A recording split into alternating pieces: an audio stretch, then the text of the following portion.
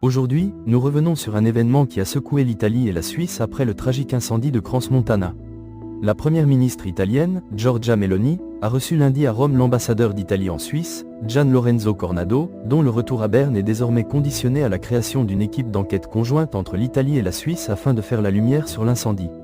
L'ambassadeur avait été rappelé samedi par le ministre des Affaires étrangères, Antonio Tajani, après que le tribunal suisse eut ordonné la libération de Jacques Moretti, gérant du Constellation à Crans-Montana, où 40 personnes ont perdu la vie, dont 6 citoyens italiens.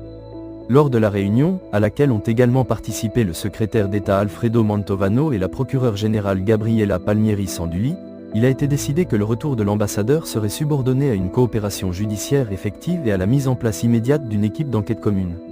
L'objectif est de clarifier rapidement les responsabilités dans cette tragédie survenue le 1er janvier. L'Italie avait déjà proposé une telle coopération à la Suisse, proposition qui avait été rejetée au départ. Cette initiative intervient dans un contexte de controverse autour de l'enquête suisse, critiquée pour l'absence d'autopsie et d'examens médico-légaux détaillés, les certificats de décès ne précisant pas les causes exactes.